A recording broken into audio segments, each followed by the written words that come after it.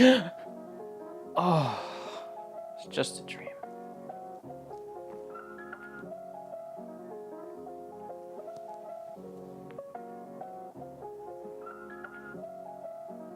Let's do this then.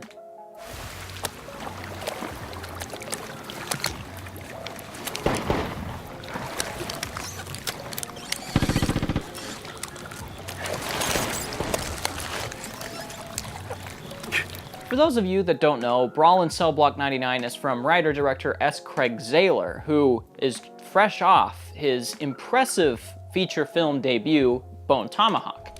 Harder! Harder, old man!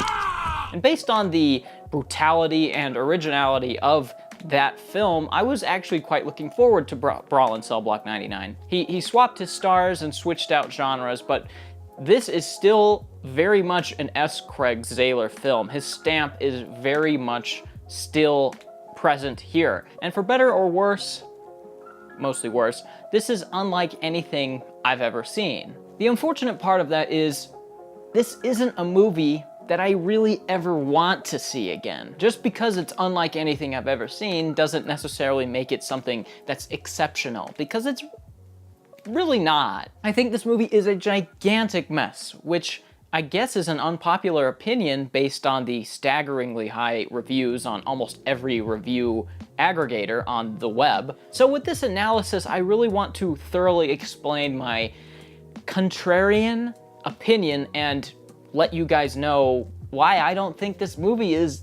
that good.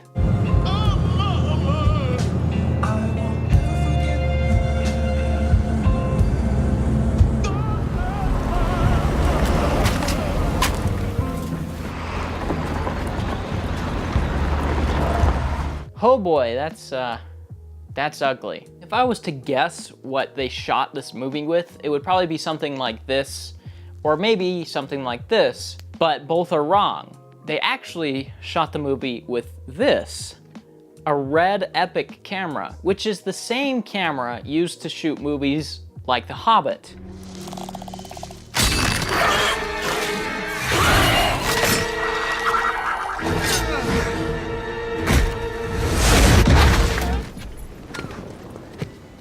Howdy.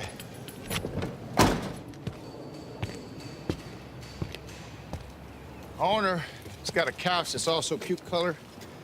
Thinks there's something wrong with the engine. Needless to say, this movie is ugly. It's horribly ugly. There are multiple times on my first watch and my rewatch preparing for this video where I audibly went, ah, gross, or something like that, because it just looks so hideous at times. There is these bizarre angles, there's amateur lighting techniques, and poor framing and blocking in general. It just looks cheap. It just straight up looks cheap. I mean, the visual fidelity of the image is very high. I mean, you can literally see dust fly off Jennifer Carpenter's butt cheeks when she gets them slapped by Vince Vaughen. Because you're resilient. Well, we're just gonna eat. You can't just have a camera that shoots super high quality and not know how to use it, because you get these disgusting shots. You get constant handheld, you get gross lighting, gross color grading. You get exactly what this movie is. We've already got issues, and I haven't even touched the movie yet. The movie's barely started and I already have issues with it. But basically, Vince Vaughen is our main character, and he's like this tow truck guy. So he goes into work with this car, they fire him on the spot. He goes home and he sees that someone dumped his frickin' trash on the ground, and it only gets worse from here because his wife tells him that she's been cheating on him. So in a fit of rage, he destroys her car.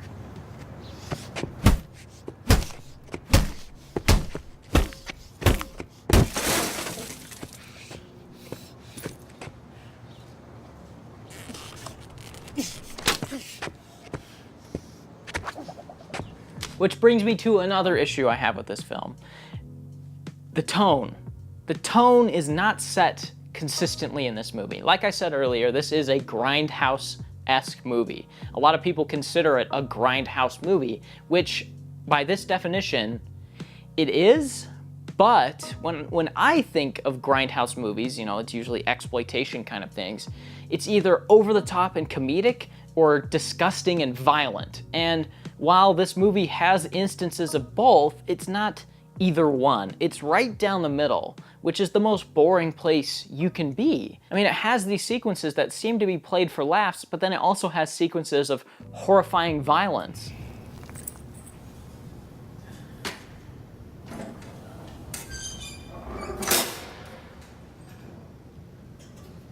Sorry, I didn't mean to. Reclaim your possessions. I'll make no such phone call.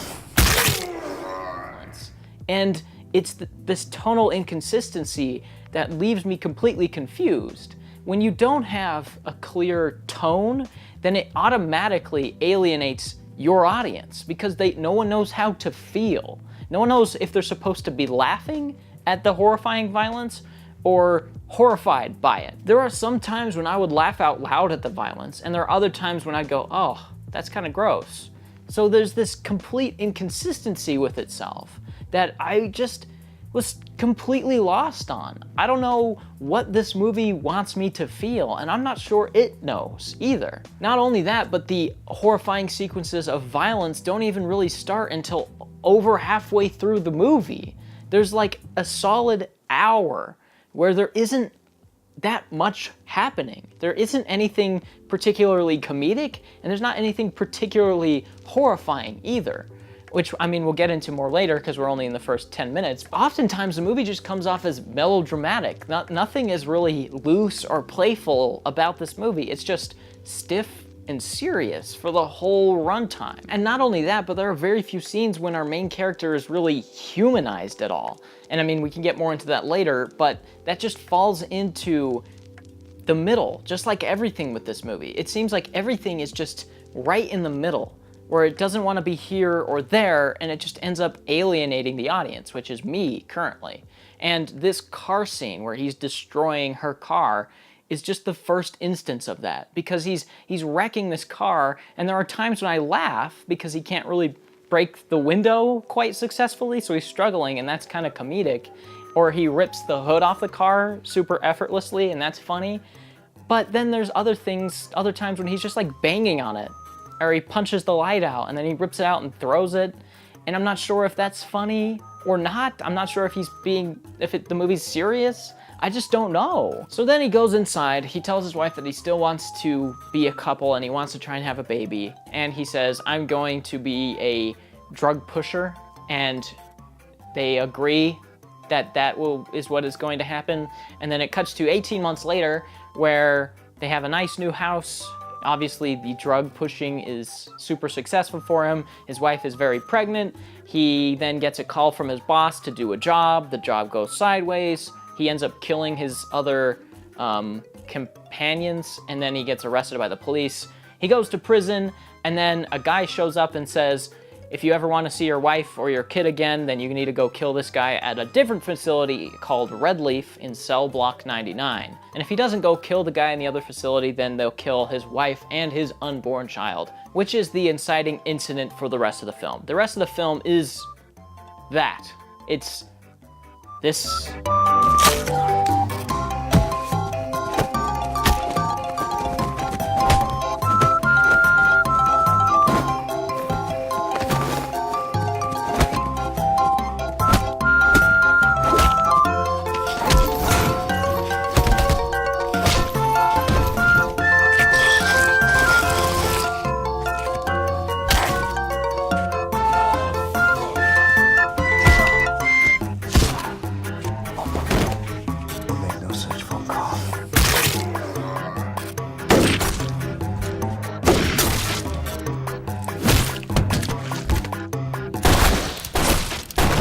What I just summed up in less than a minute is quite literally the first hour of this 2-hour movie.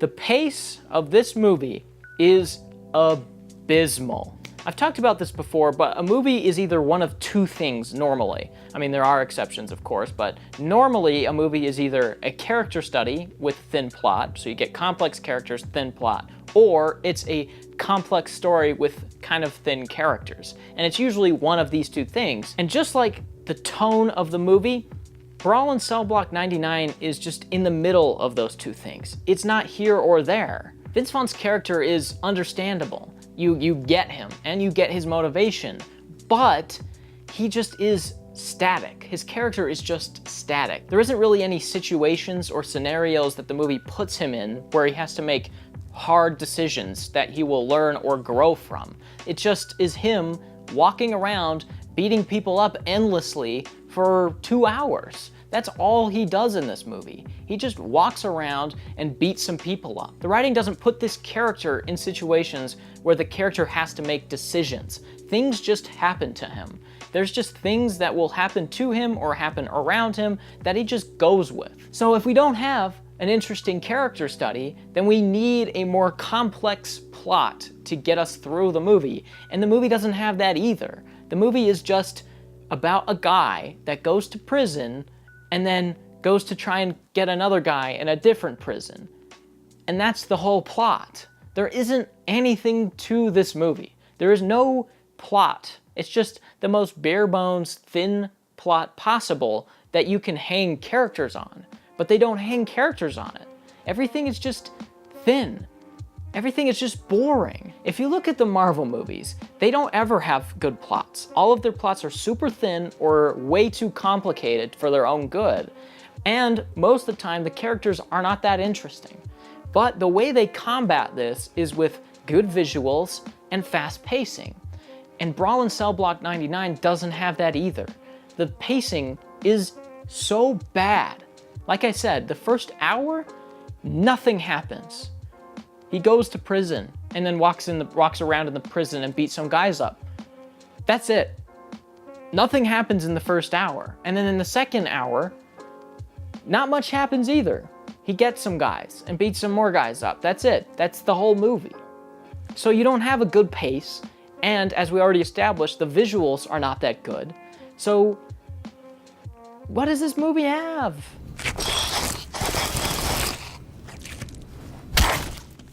The horrifying violence?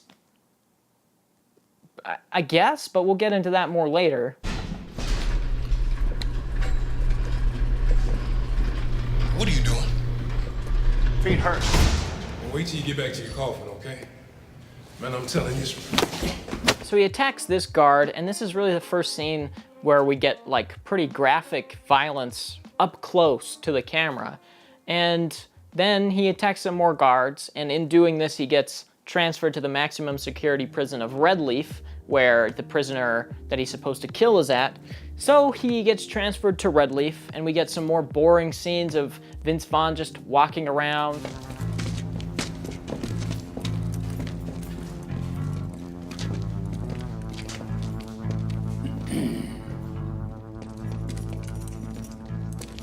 It's up here on your right. He gets Sal, and he walks around some more, and then he beats up some other guys. And I haven't touched on this yet, but the sound design in this movie is really bad.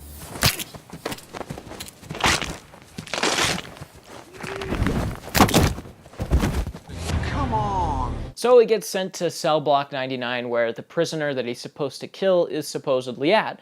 Christopher Bridge. Never heard of him. I'm looking for a guy named Chris Bridge. There ain't no guy named Christopher Bridge in here. Never has been. Now shut up. But it turns out that he isn't there, and that he's never been there, and he's got caught in a twist. Oh boy. And then the guys that want him dead are actually there, and they're gonna get him. Oh no, watch out. He's gonna just kill him and the movie's over. This is the point in the movie, the first time I watched it, where I just started laughing. I just burst out laughing because this looks terrible. The horrifying violence here isn't horrifying because it looks really bad.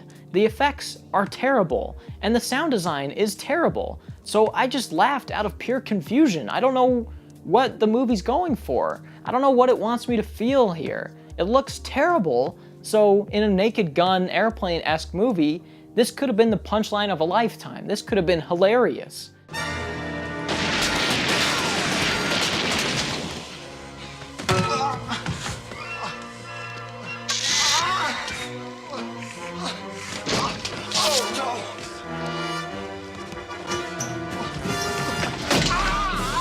but the movie's so serious and melodramatic, so you get these awful effects, and I don't know what to think. I just don't know what to feel, man. The movie's 2 hours long, and I'm constantly questioning how I'm supposed to feel. But before it ends, his wife gets away, and then she kills her captors, and then Vince Vaughn kills the main bad guy, and then his head explodes and the movie ends.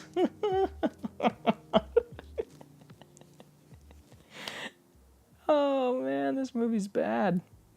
This movie's bad.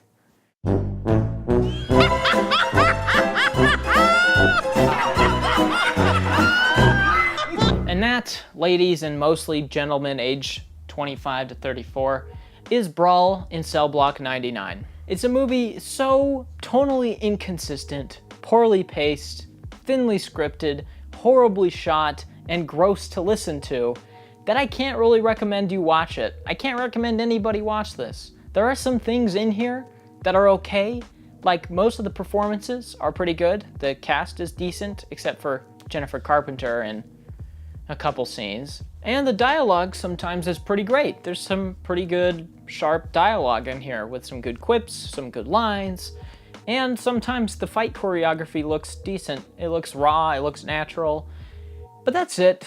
The movie's a complete mess, a complete gigantic mess. It's too bad, because again, I really did enjoy Bone Tomahawk. I think Bone Tomahawk is an infinitely better movie than this. But even though this Brawl in Cell Block 99 movie isn't that good, I'm still looking forward to whatever he's going to do, because both of the movies he has made have been his own thing.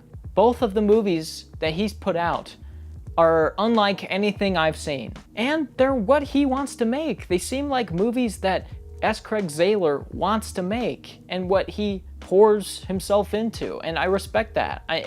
In a world where we are getting 15, 20, 30 Hollywood blockbusters that all feel exactly the same, movies like this need to happen more. And even though I don't like Cell Block 99 at all, I respect it more than I do any Marvel movie, because it is so much its own thing. And even though it sucks, it's at least not mediocre and forgettable. I mean, I remember most, if not all, of this movie before I even started making this video, because it is what it is. It's exactly what it is, and it's memorable for what it is. So even though it sucks, and I really don't recommend watching it, it's something different. So if you're itching for something different, if you don't want to see another Marvel movie, then you may want to check it out. You'll probably be bored for most of it and then confused for the rest, but it's different. It's definitely different. So that's it for me. I'll see you in the next video, everybody. Bye-bye. Oh, done with that. Oh, someone's at the door. Ugh.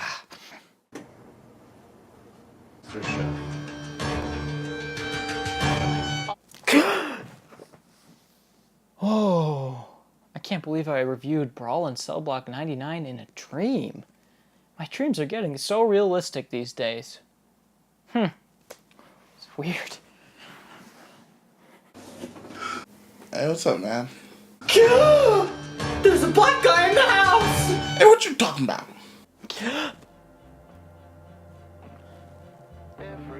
Why am I on the floor? Huh, Doritos.